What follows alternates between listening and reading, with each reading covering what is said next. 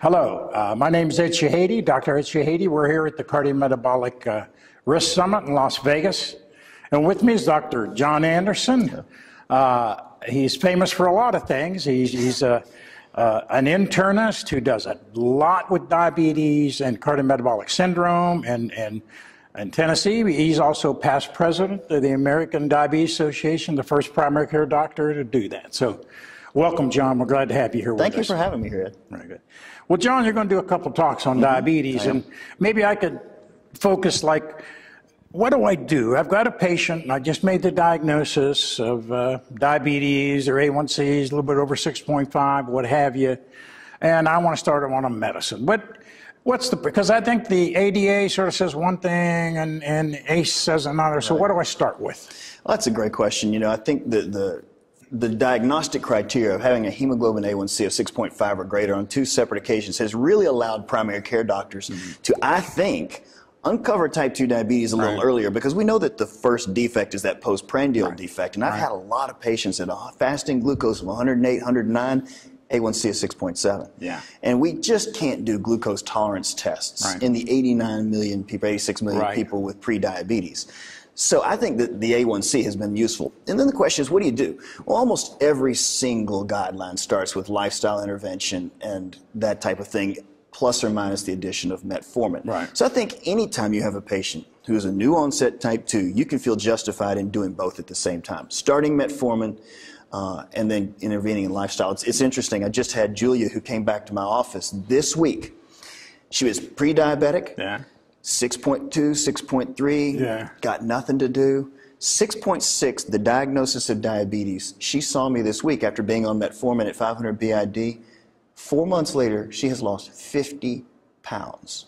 The question I have now is, do I keep her on metformin? Because her hemoglobin A1C is down I'll ask you that question, do you? I don't think there's a right or wrong answer. I think a lot of practitioners would say you're perfectly justified in continuing metformin at a low dose. And I did not take her off of it. So is the idea what? You're going to prevent further progression? Sort of like the metformin in the DPP showed that you really do have a percentage intervention, and so that you might have a little additive benefit of keeping her on metformin. Maybe she never sees 6.5 again for years. Okay, good. Okay, John, I need a second drug. My metformin's failing me.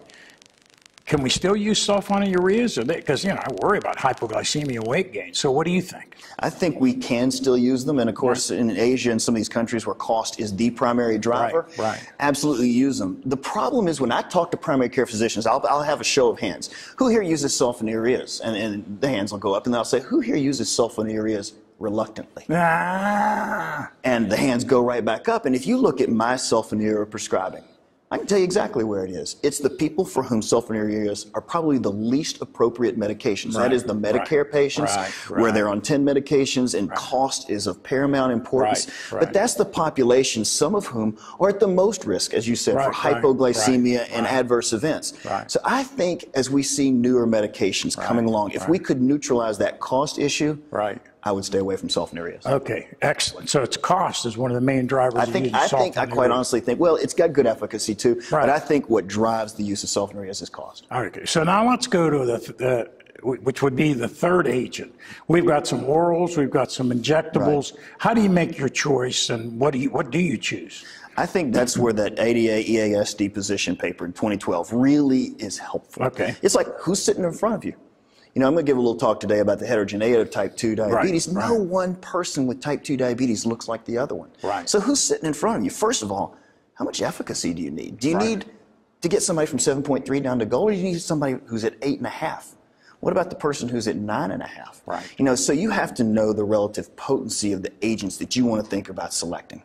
Tell me about some of those. Well, I mean, I think we saw that DPP-4 inhibitors exploded because they're no callbacks, very low side effect profile. I think this pancreatitis concern and pancreatic cancer concern has really been put to bed.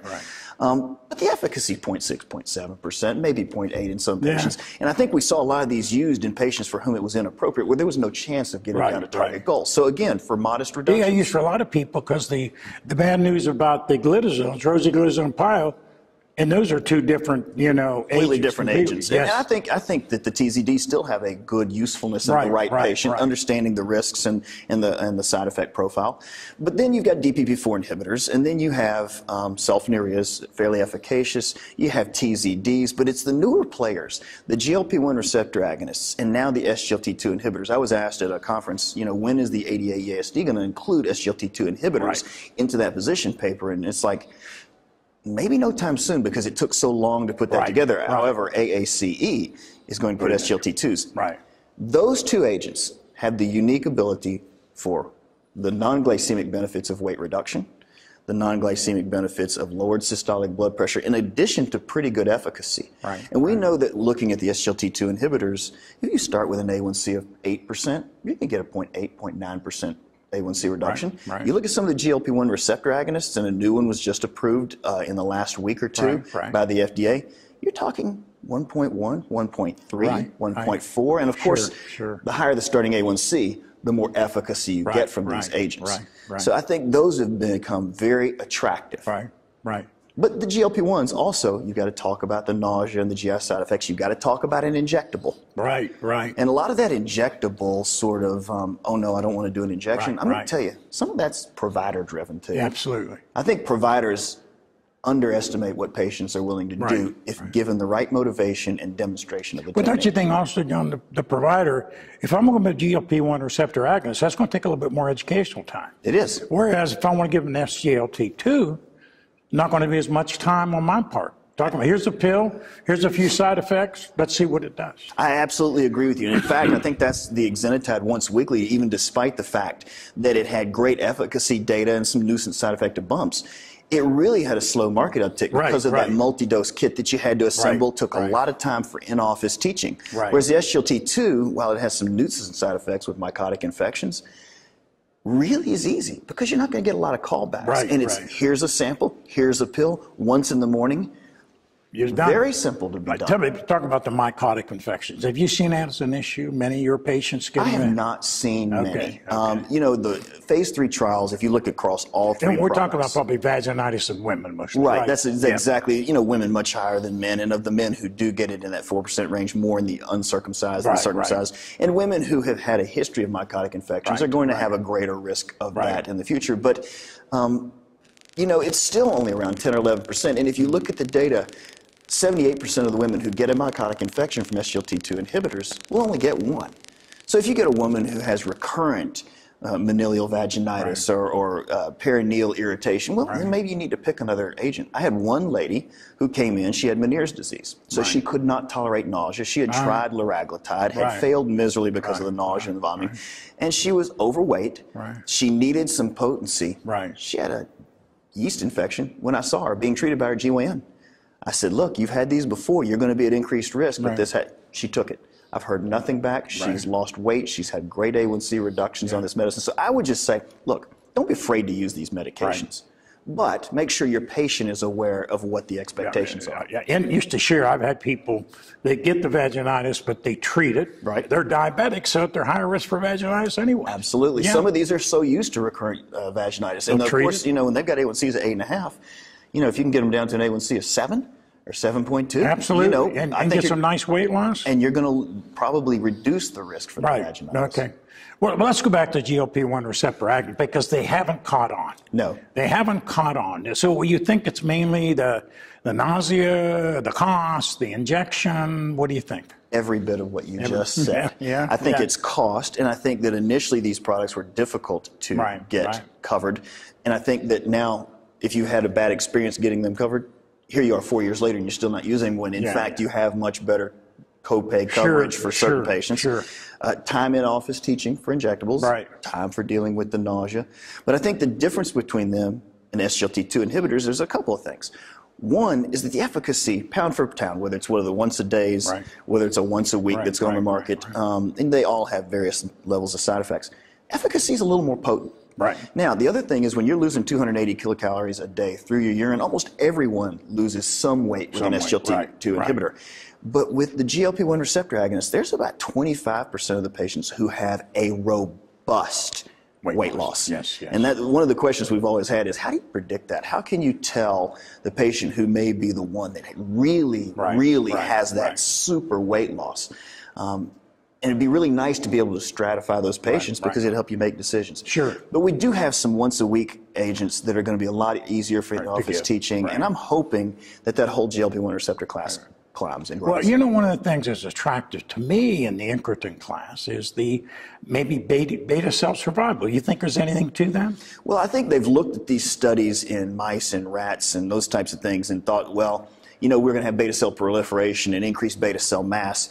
I've heard several different lectures, and the consensus that I take from this is that that's probably not true, that beta cell increase and increased mass is probably not true for older type 2 adults. But beta cell preservation, the durability of the effect of the medication may be a real benefit. And the other thing that we don't know yet, Ed, is these cardiovascular outcomes trials. Yes. I'm a little skeptical because we see in these trials everybody's going to be on a statin, an aspirin, an ACE inhibitor. Are we really going to be able to see a separation in some of these agents? But those are the questions in 2016, 2017, 2018. Do the GLP-1 receptor agonists because of the weight, the systolic blood pressure, some of these things we see with cardiac muscle, will there be some real cardiovascular benefits? And I'm hopeful. Oh, no, that's great. Well, John, let me ask you a question, complete different framework. Obviously, John, you're very knowledgeable diabetes. So there you were in the ADA, sitting with all these endocrinologists, all right? How'd they accept you? How did they, work? Because you were asked the first primary care doctor to really do a lot with the ADA hierarchy. So how'd they accept you? Well, I think, the idea of a primary care physician to some is a little shocking because, most of that organization had been academic researchers and endocrinologists. But I think our organization has evolved too. One of the things that we started to say several years ago is if we're not relevant to the primary care physician and the primary care providers, the nurse practitioners and physician assistants who are on the front line as well, we're missing the point because 90% of the care of people with diabetes is done by the primary care community. Absolutely. So not only do we want to do outreach to them, we also want to include them around the table. So we started a new primary care advisory committee to the professional practice committee. Excellent. We started a new primary care day at the ADA scientific sessions where local physicians would come and we would spend a day on key topics and workshops for patients, for the primary care provider. And while we would only get about 200 people at those things, we would then put the program online and they were accessed by over 3,000 primary care providers. So we're really getting the message out. And I think the other thing that everyone in the organization has come to understand is it's not an either or. It's a both and. We do not have to cut back on funding our young researchers and scientists. We don't have to change what we're doing. We can include outreach to the primary care community along with all the robust programs and research that we've been doing. So I think it's a lot more inclusive around the table, and I think we're doing a better job talking about the management of people with type 2 diabetes, and that's what a lot of this workshop and a lot of this conference, as you know, is about. Absolutely. Well, John, this was wonderful. Thank you very much for being here. Thank you for having me. Looking forward to the rest of the conference. Okay.